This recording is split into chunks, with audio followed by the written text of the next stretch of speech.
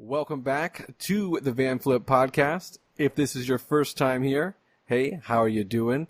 If you were a Patreon supporter, we thank you, Jeff, Dylan, Lachlan, and I think the new one is Chris. We appreciate your support, your patronage support definitely helps grow the podcast and make it better and all that good stuff. If you are watching on YouTube, go ahead and smash the like button. If you're not subscribed to us already, go ahead and subscribe and hit the bell so you never miss an episode or any of our Lambgoat quality content. And back to the episode here. I am on my second international type podcast. Today I am joined by the lead singer for Loathe. Sorry, Kadeem France. Is it France or is it France? It's France. Yeah, I'm France the country. Okay. Yo. Yeah, that was my mom's name, so that's why I kind of know that. Oh, okay. Fair. But anyway, so how are you holding up? You guys are also dealing with this whole pandemic situation. So how has it been for you guys, or you specifically, I should say? It's not been too bad. I've been spending a lot of time with family. Now, like, obviously, being in a band and stuff, you're away from home a lot touring. So, like, I feel like this is kind of like a blessing in disguise. Like, I just started skating, like, skateboarding again for the first time since I was, 17. And my little cousin, who's only, 8 years old, he's just started skating with me. So, we're at the skate park, every day. That's It's cool. been really fun, man. But on band side of things, we're being mad productive. We're on Skype calls, near enough every day. More than we ever were before this whole thing happened, really. So I guess it's a good thing, yeah. Yeah, it's a good thing, it gets the band focused. There's not much else going on to distract anybody, Yeah, Mum. That's it. But yeah, how about you? How about you? We're dealing with it okay. I live in Florida out here in the United States, so we shit. are already, in phase 2 of reopening. Okay. Some people are okay with that. Some people aren't okay with that. I've been out and about doing, I work as well. So I've been out and about, for the last couple of weeks. I did lock down for a little while. There was a couple weeks there where we weren't leaving and doing much. So, I felt the pain. Fair. So It's a weird. it definitely is weird. So, you're skating now? You're trying to get back into the skating. Was it easy for you to pick up? Yeah, I mean, I don't know. I used to be really good when I was 17. But I don't know. I guess as music became more of a thing, I just stopped doing anything else and just kind of was just tunnel vision with that one thing. But now I'm I can heel flip now. I can pop shove it. I can ollie. It's cool. It's sick. That's cool. That's cool. A lot of people might hate on you for only being able to do this handful of tricks, but Hey, I know that's what I'm saying. But hey, I started when lockdown started. That's when I started skating. So I feel like I'm doing good. Yeah. I don't know. How long have you been away from skating? Because you said you hadn't skated since you were 17. So Yeah. So literally, so since I was, or maybe even younger. I think around 17, 18 is when I last properly skateboarded. It's just proper weird having this much time to myself to be able to just do me and do whatever, Yeah. Things have been so hectic for us the past year and a bit. Just obviously writing the record and then touring in between the record and then having time to go away and stay. We stayed in a cottage in Wales, which is in the middle of nowhere. The nearest shop was a 40-minute walk away, and we stayed there for a month to try and get the album done and stuff. Awesome. Just being mad busy, man. But it's nice to have this breather. But at the same time, I also cannot wait to practice again or play a show. Oh yeah. Everyone's itching to do all the above. I'm guaranteeing. I started trying to learn skating again as well. I have walked away from it for a long time. I was never a big skateboarder. I was more of a rollerblader. That was all the craze when I was a young cat. Sick. I also am learning how to even kickflip. So by all means, we're going to get hated on a lot for not being as well adapted as everybody else. But hey, it is what it is. Yeah, it is what it is. So we're trying. At least we're trying. Yeah, we're out here getting it, I guess. Old dude skating. That's the thing on YouTube. You can look all that up. But anyway, Speaking of the pandemic and the lockdown and everything, you guys released a record, and a couple of days later, you played your last show you were going to play for maybe what might look like the entire year. Yeah. How does that feel, having that record come out and then not being able to like play and support it? Play the new songs off of it. I mean, it's good and it's bad. Like, it's good because I'm really, really grateful and thankful that we actually got to do a UK headline tour with the album before all this happened. Like, a lot of people who came to that tour, like, that was their last show before this whole thing happened. So that's mental. But at the same time, we had so much lined up for this year. Like, this year was going to be crazy. Yeah. And obviously, with everything that's happening, it's all kind of gone down the drain. But hey, we got next year. Yeah. We can start again next year. Everything seems to be rebooking, and being postponed for a year. See, there are some things that we have planned that have been postponed, but like... Is the whole schedule canceled thus far? Like, is your whole 2020 just clean slate, or do you have stuff in the end still booked? There's like one or two things. There's like... I think there's a few festivals that are still... We announced the festival today, actually. What festival is it? I'm so bad. I'll tell you what festival. So many of them, you know what I mean? You got to keep track. It's hard to keep track. Yeah. It's Full Force Festival. Oh yes, I saw that. Yeah. Heaven Shall Burn, I'm on a Morph, Ghost Inside. It's gonna be sick. When is and where is that? That is. Is it here in the States? Because I think we're booking a couple things for the end of the year. No, I think it might be. I think it's a European festival. Oh, okay. Yeah, it's in Germany. Yeah. Well, that'll be interesting. Do you expect a large? When you said the date? Apologies. One sec.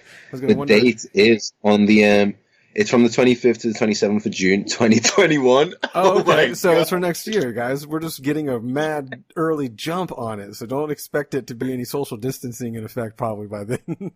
You know what's crazy? I didn't even realize that was in 2021. I thought that was like next month. Not even next month, but like I didn't check the month. I just saw oh man, that's crazy. It's all good. Not as excited, but hey, you got something to look forward to next year. That's true. Yeah. So you guys, I guess we'll go ahead and just crack open this debate about the record. You guys released your second release with Sharptone, correct? Yeah. Second album. Yeah. Yeah, second full length and second full length on Sharptone. On Sharptone. Yeah. Before that, you were on a little indie label that you did some EPs with, or an EP, I should say. No, we've always been on Sharptone. We basically we fit our first EP. Excuse me. We released it on our own to begin with. Oh no, we didn't even release it on our own. Sorry, we released a music video for that EP, and then from the strength of that music video, Sharptone emailed us, and this is crazy, right? Because the email went to our junk mail.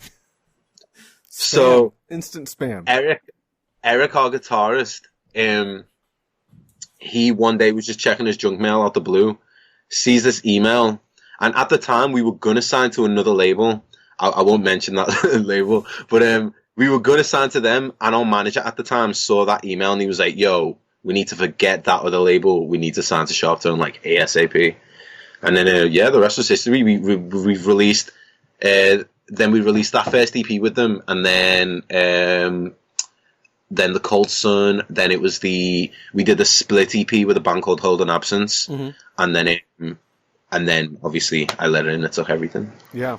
Well, that one that's a little different than your previous records, but a lot of people would like to know what the progression of the band came, like where was the idea of is it even a goal of yours to change with every album, or did this just happen naturally to where, you kind of not necessarily went more melodic, but went in a different,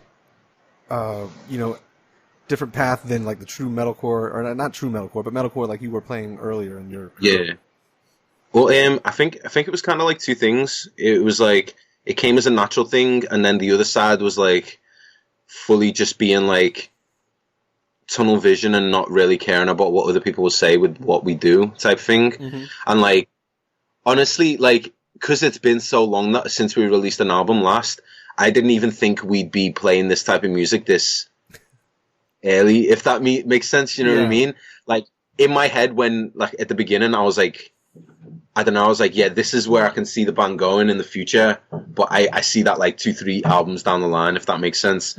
But then to, obviously, over the time of us releasing The Cold Sun and maturing, I hate using the word maturing, because a lot of bands say that mature, but, like, over the years, you know, you do mature and you get into, like, different types of music or whatever, and, like, it just came natural to us, and, like, yeah, to have people be so on board with such a different style, like, is so crazy, and has opened, like, so many more creative doors for us in the future. So yeah, it's real.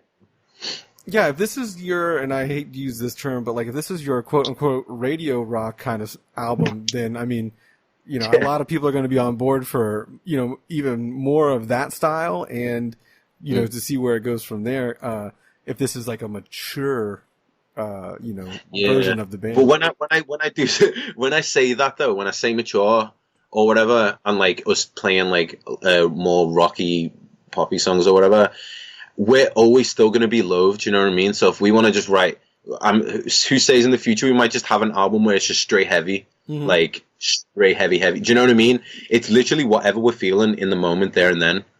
So yeah. Well, I should also preface it, because, you know, someone might not have heard your album. We shouldn't go off and just say that the album is radio rock and not heavy at all. So, actually, when I heard the album, to be honest with you, I'm sure you get this quite a lot already with the new album, but it definitely bears resemblance to another heavy, groovy, sexy type band, and that would be Deftones. So, like, when I first heard your album, I wasn't even, you know, prepared for that sound to come out, and then instantly I was like, oh wow, it's like a deathcore version of the Deftones. And yeah, it's really, I mean, like, so for someone who's listening to this and hasn't listened to your album, I would definitely say go check it out, because it is heavy. It is heavy, even if it is the sexy, clean vocals part. I don't want to say like singing part, but there's some major grooves in there. There's some major, you know, toss back to like the Deftones kind of airy melodic sound. So like, yeah, it's on my list of like top albums for the first quarter, I think. So it definitely is key. It definitely is a key listen for the year for sure. Oh wow, thank you so much, man. Thank you. Yeah. So it's not like a sissy record or anything like that. You know what I mean? It definitely has some heavy parts, but you know, you do showcase a little bit more clean vocals on this record and everything. So how was that, like, when you brought that idea up in the band and everything like that? Was that a plan to maybe not capture a different, broader audience, but like, was it just something that you guys planned on, or did it just kind of happen? Not so much planned. I mean, like when I said earlier about this type of music, I only seen us playing that like 3 albums down the line. It's just because it's so far away from what we originally were as a band. But it just came natural. It got to the point where when we were writing the new album, where it was like we were just writing constantly, just banging out new songs to the point where it was like when we sat back and listened to it all, it was like, this is, I don't know, we don't want to like, I'm trying to think where I'm going with it. Like, it only made sense to just, I don't know, release it how it is, as opposed to like keep to one style. Do you know what I mean? Mm-hmm. Like you just kept, does that make sense? It just kept coming out regardless. Yeah. So like, I don't know, like especially for like singing and stuff like that, it wasn't even like that thought. It wasn't like, oh my god, I'm going to be singing for the first time ever. It was like we had songs that obviously weren't going to have screaming on it, and then it was just like, yeah, go on, do your thing type thing. You know what I mean? Yeah. Well, it's definitely again, it works perfectly in this album. I let it in and took everything. Where did the title come from? What did you let in, and what did it take? I mean, it took everything, but everyone in the band kind of has their own sort of meaning for it. But for me, I like to think of it as like it kind of being the world in a way, and that kind of sounds depressing, but it's just kind of like, for me, it's like a comment on the foundation of the band, the beginning, and where we came from and everything.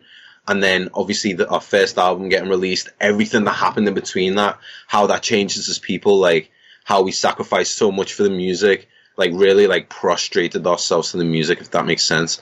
And then like, yeah, just the sacrifices that were made, and then coming out on the other side of that, and like realizing this is exactly where I'm supposed to be, and this is exactly what I'm supposed to be doing, type thing. Mm-hmm. Like that's what it means for me. Oh, okay.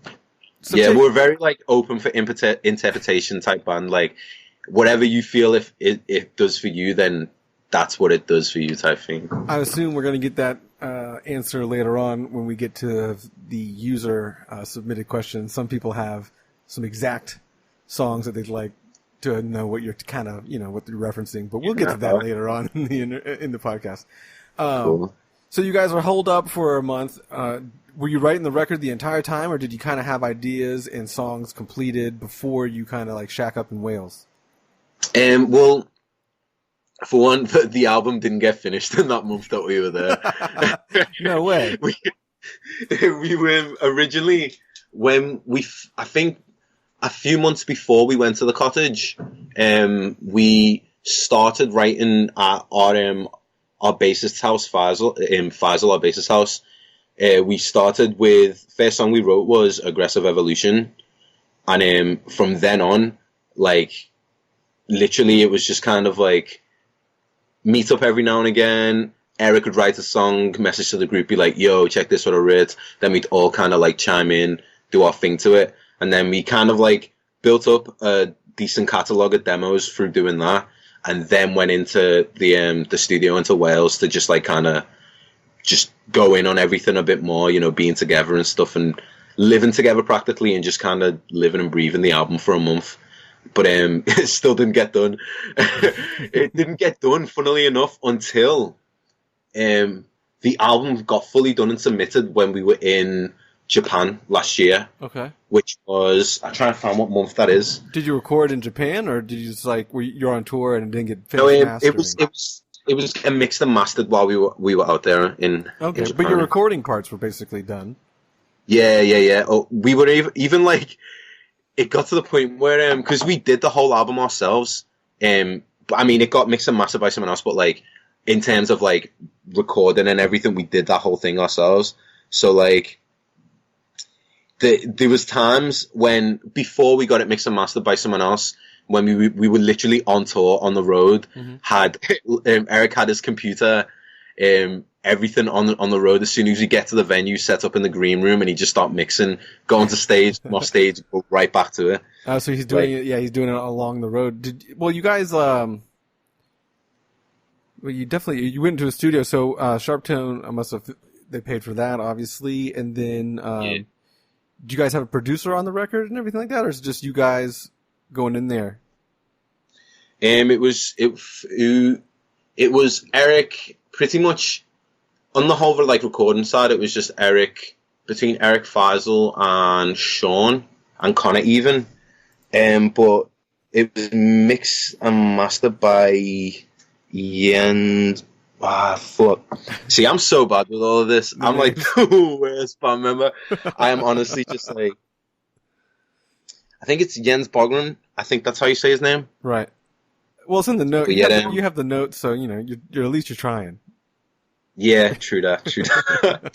But you guys recorded it yourself. That's saying, yeah, it was a task. It was not a lot of the responsibility was on my back. It was more Erik and Feisal and everyone, but like it honestly, it felt, there was a lot of moments when it felt like the album was never going to get done. Do you know what I mean?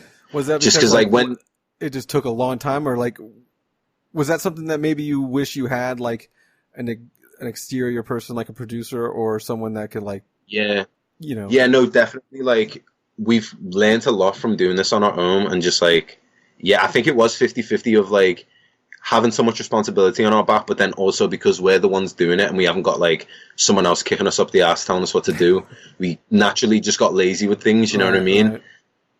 But I can't see us doing that again anytime. Yeah. Maybe you'll get like some Ross Robinson treatment or something like that in the next record, Yeah, we'll see. That would be fucking. So how bad are you itching to get out there and play some of these songs? I mean, like, how does the the cancellations of everything, the lockdown, the pandemic, and all that stuff, how does that kind of change your set list ideas for when you can? Because obviously, the new album will have been out for months, maybe even close to a year, unfortunately, and who knows, between this time and now, you may have new material that you've put out since then too, a single or whatever. But how does that change, like, what songs you'll want to play when you get back out there, like a full CD set list or something? Yeah, no, most definitely. We had an idea of playing the album in full, but then we were like, fuck that. So, but like, we originally, obviously we had our set list for our first UK tour, our headline UK tour for the album, sorry. But since then we've kind of just like done like little Instagram things, like, what's your favorite song of the album? Like, what song would you like to hear live? And we've just kind of like looked at whatever ones are the most popular, and pretty much, like, most of the ones that are popular are the songs that we want to play anyway, so it hasn't really affected things as much. But like, I can definitely see by the time we play shows again us having new songs to play live. Like, new songs to play live. Than the ones you just released a couple months ago. Yeah, which is so crazy. So shit happens fast, you know what I mean? Especially when you're not doing much. Because it's kind of crazy that the album's been out, almost 3 months at this point, so. Yeah. How has it been? How's the reception been, even though you're kind of, holed up and you're in the UK? Do you notice a better reception than previous releases, or do you notice that your band may be getting more attention now? Oh yeah, absolutely. I still feel like we are nowhere near where I want us to be. But like, I feel like I'm probably never going to be satisfied in that like whole thing. But I feel like, I don't know, we've kind of established ourselves a lot more in like the scene.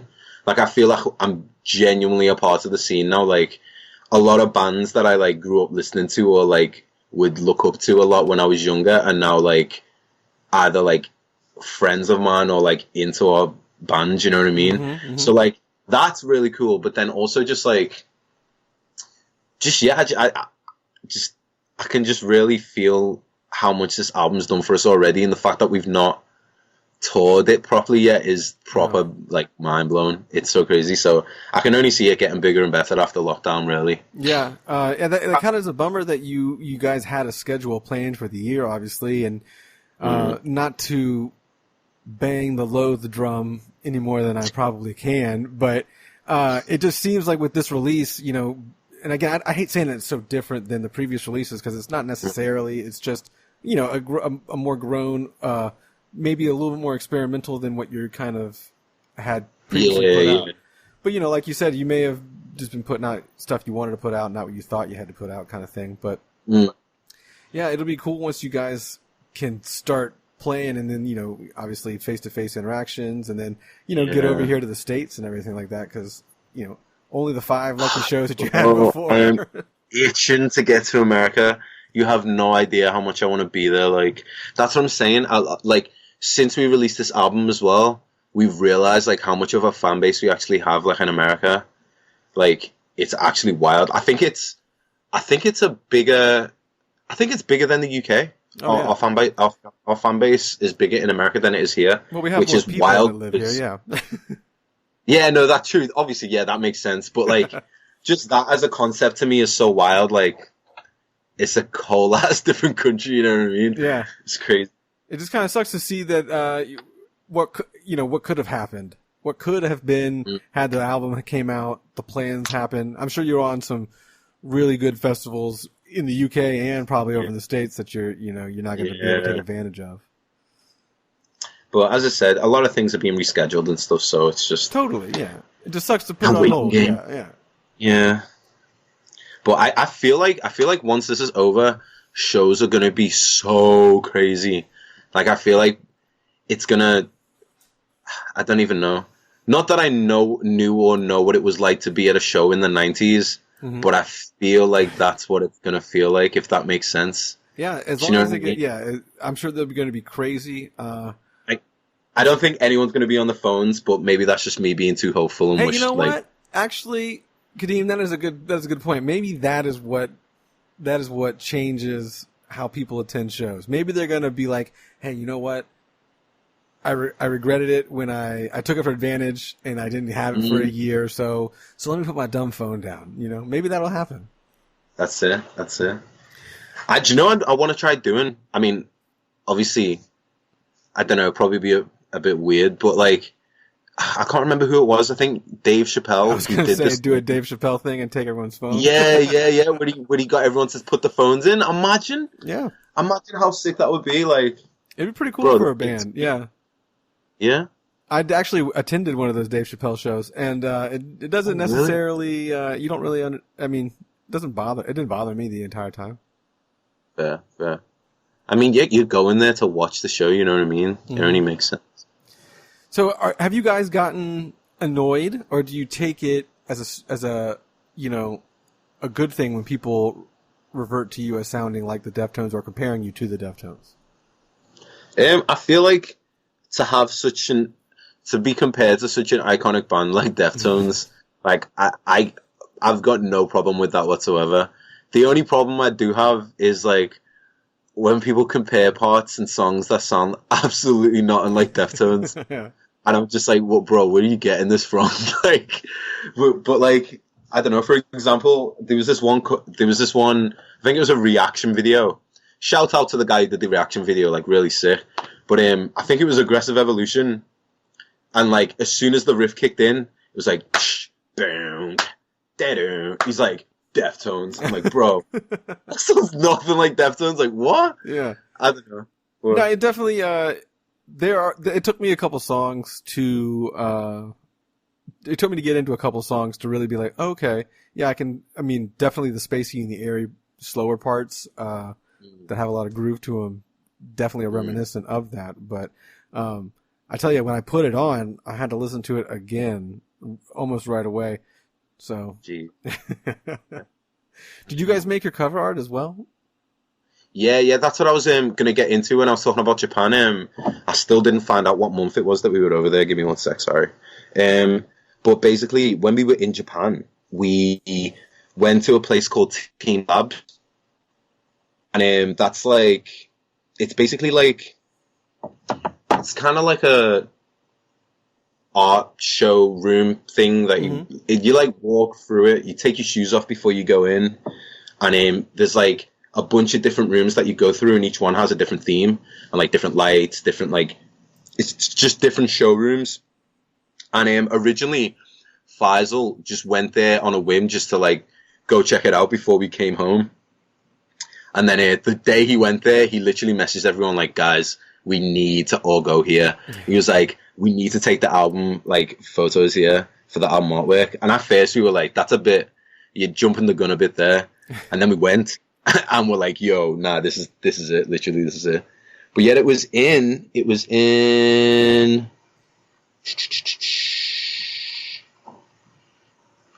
me 2 seconds, sorry. Take your time. It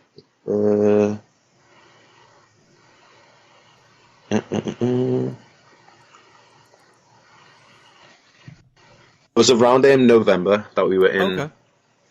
Or wait, not November. It was October, sorry. Yeah, around October. So that in October was when the album was like fully submitted.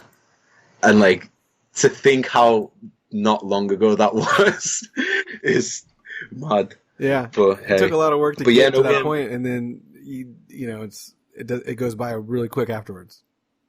Literally. But yeah, we did the album artwork there. Literally, it was all done pretty much by Feisal, our bassist. Okay. He pretty much done all of it, which was like a huge step for him because he'd literally never done anything like that before. So yeah, we have a thing for just kind of like jumping in on thing. Yeah, we have a bit of a knack for that, but it is what it is. You got to have a little bit of that to be somewhat successful. You know, you can't always be so reserved and worry about what everyone will think. Because you know what? If you did that, you may not have had the album you had, and obviously the artwork. So exactly. And I feel like a lot of bands can get trapped in that sometimes. Like especially like in the position that we were, like bringing a second album out. Like it's so easy to just get in the mindset of like, it has to be like the previous album, otherwise people are not gonna like. You know what I mean? Enjoy it or like it or anything. Yeah. We just didn't want to fall into that like at all. So what were you guys listening to in the last year and a half prior to, the writing and recording? Like, what were your influences as far as from this writing period to any of the previous writing periods? I'd say like were you reverting back to your old roots, or were you trying to like listen to new stuff as well and try to get new ideas?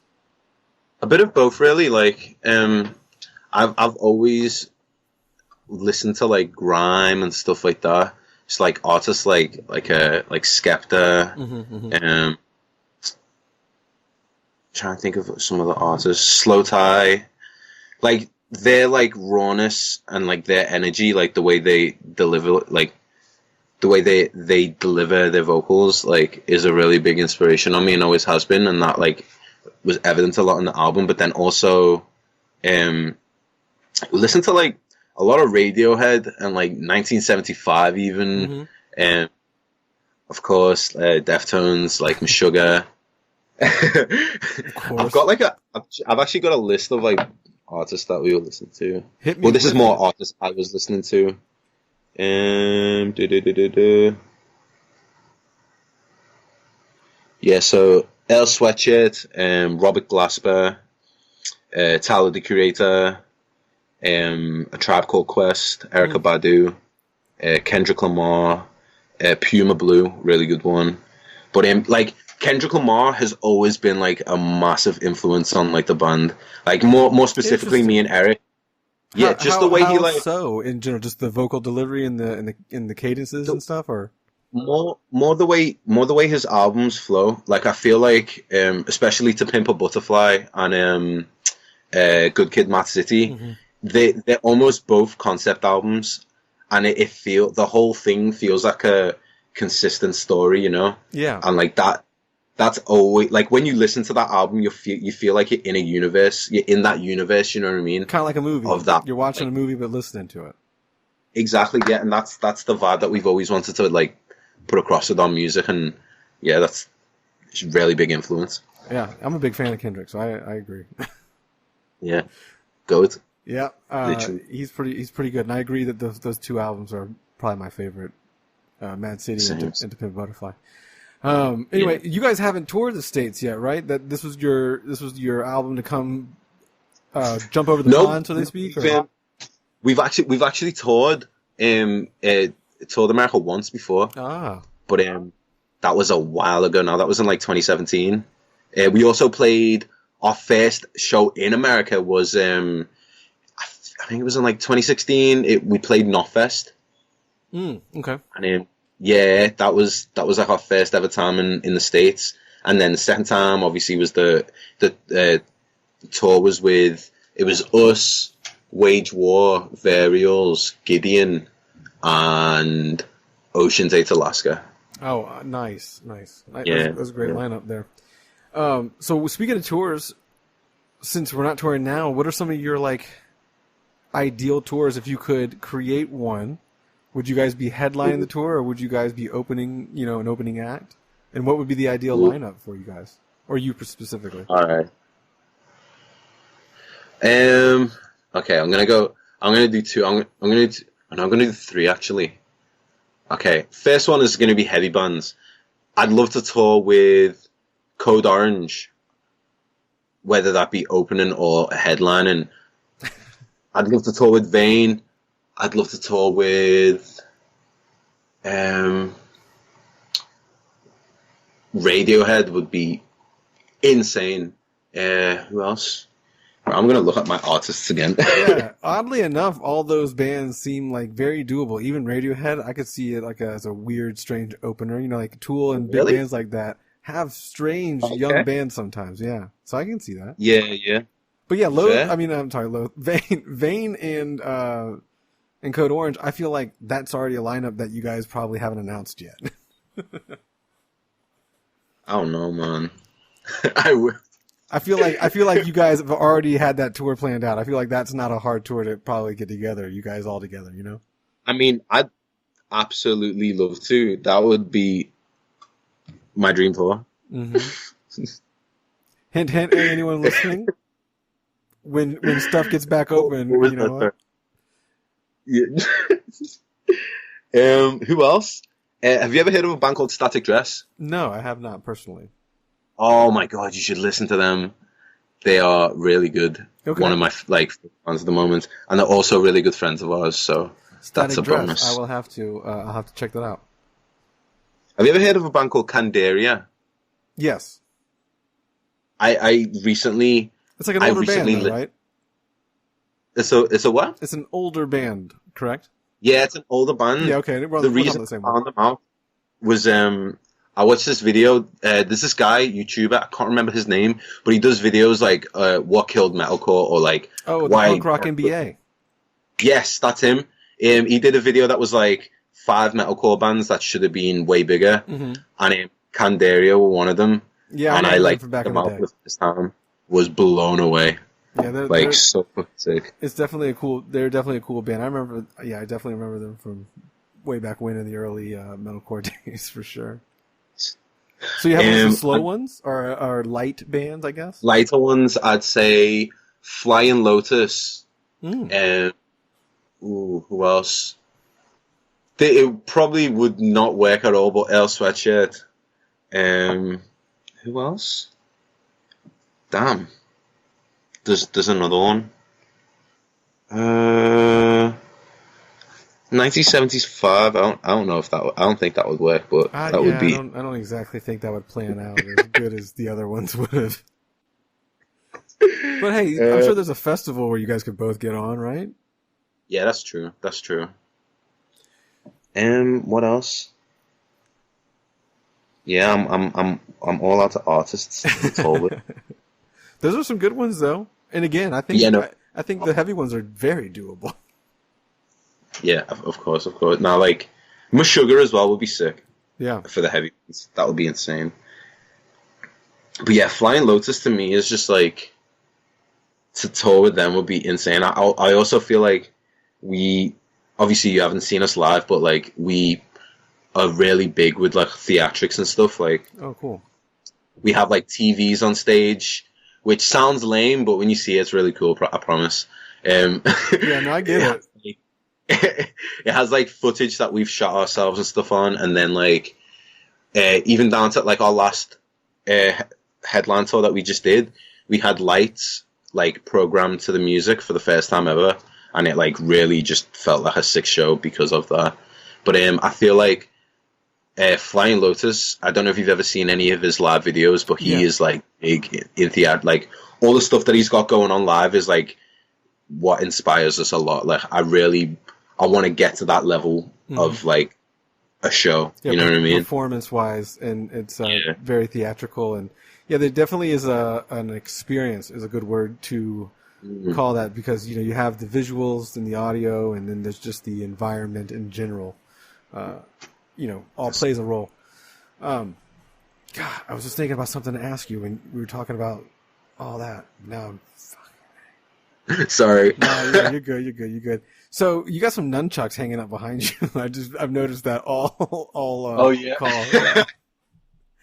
Do you partake in some nunchucking, or do you have any kind of? Honestly, I can't even really use them. They're just there for show. Show the ladies. Like I can do the thing where you do that. Yeah. But as far as I go, and even then I end up hurting myself. Yeah, a lot of those videos end up online of guys getting hit in the nuts.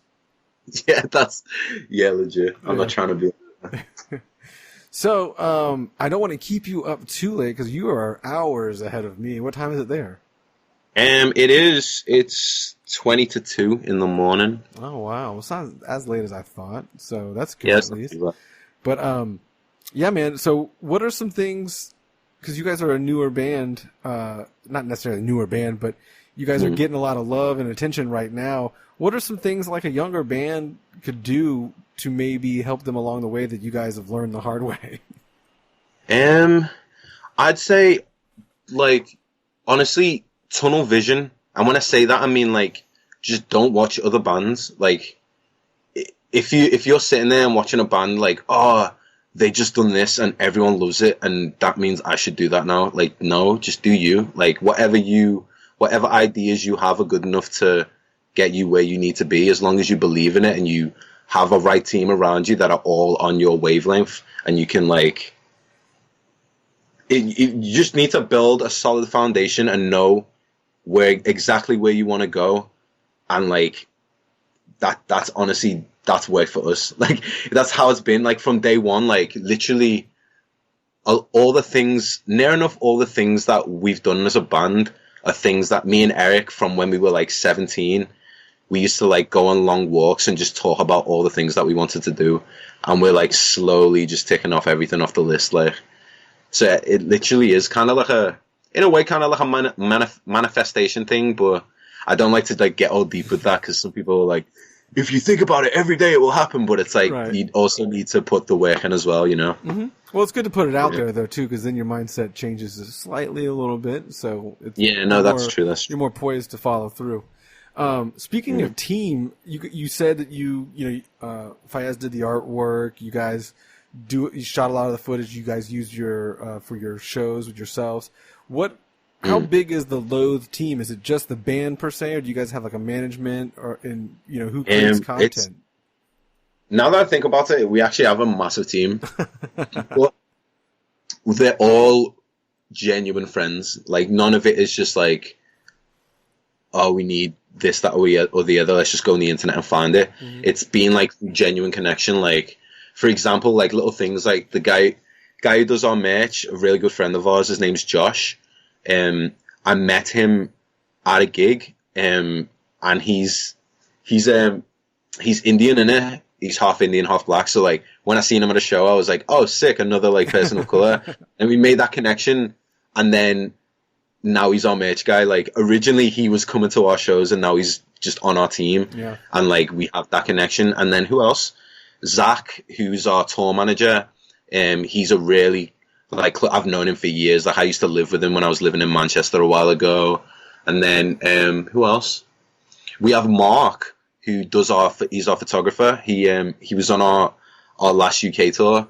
We met him kind of similar to Josh. He came to one of our shows, and he was like a really big fan of like our aesthetic and like our vibe and everything. And he took photos for us one time. And we met him on the day, was like, yo, he's cool, we chilled with him and everything. He took the photos. The next day, we saw the photos that he took, and we're like blown away. We were like, this guy, do you know what I said about people being on your wavelength? Right, we were like, this guy's on to what we're onto. So then, from then on, we just kind of built that relationship. And yeah, that's always how it's been with us. Like, if it's not organic, then we don't want to be involved with it type thing. That's cool. Is working with Sharptone an organic kind of vibe too? I mean, obviously they sought you out after the video and everything like that, so that seemed to be an organic kind of just happenstance. But working with them, and this is your second record. Do you plan on like staying with them? Because they do seem to be kind of like the metalcore quote unquote label right now. They have a lot of good things going for them. Yeah, no, most definitely. Like they are being so like amazing with us having as much creative control over everything that we have, like, because that's always been a big thing for us. Like, most 90% of the things we do are in-house, and like even down to like how we caption things, and everything has to be a specific way. And like Sharptone have always like trusted us in knowing what to do best for the band, like how we're going to be perceived. And like, I'm really, really grateful for that, because I know there's a lot of labels out there, that are kind of like very controlling and have like a lot of control over what bands do creatively and stuff like that. So I'm just happy to have that freedom. Yeah, so you guys are gonna probably stick with them for a little bit, right? You don't want to step away from all that. Yeah, man. Of course. They've done so much for us. Like, it's actually mad. Were they aware that you guys were gonna take this different approach with this record? And if they weren't aware, how was their reception when you initially gave it to them? They were always on board with it. Like, okay, the first half before we ventured into more like lighter songs, well, I don't know. At the same time, we always, I don't know. It's a bit of a weird. Like, okay, we finished the album, and Or were we were they just like, oh, this is good, thanks guys, and did they not say anything or? No, that's what I'm saying. When we first submitted it, they sent it back and were like, we feel like this might not be done yet. And I don't know whether I think that was maybe because they'd obviously heard how much we've like changed and stuff, and were like, oh, this is a bit like risky type thing. I don't know, like maybe you should add some more this, some more that, or whatever. Mm-hmm. So we were just like, okay, fine, let's just write a few more songs or whatever. Let's not try and like, oh, they said this, so we need to write this or whatever. We just did our thing and then sent it back, and they were like, this is like it. I don't know. That sounds like sounds like I'm saying that they were like not into it, but they were into it. They were just a bit like scared because obviously it's a massive leap. But then now to have the album out, they're like, wow, we couldn't have expected this to go any better. Like this is kind of like the proven point, like the point that proved that what we were doing was right was like when we released Two-Way Mirror. Because we released that as like one of the first singles, right. And like I was so nervous to release that song. Like, I remember the day we did the video for it, and me and Erik walked home, from the town center towards like mine, and we were both just like, we were terrified. We were like, what are people gonna think? Like, obviously, like. When we were creating it, we didn't have them thoughts. We were just like, fuck it, just write whatever. Yeah. But then when it's done and it's like, oh, okay, no, this is actually going to get released now. It can send your head a bit like west. But once Two-Way Mirror was released, it just confirmed everything that we'd been originally thinking. So that's yeah, cool. And then to have Chino share it as well. Yeah, was wild. Well, that was crazy. We got to get that tour lined up. Yo, maybe get you on the Gorgia Poppy tour. You know, next year because they switched it up. And now it's next year. You know. Yeah, no, that would be incredible. I'd absolutely love that.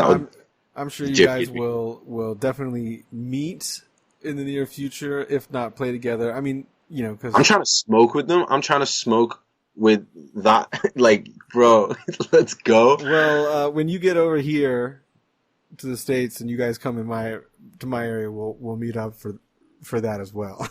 So, yeah, man, let's go. I'm keen.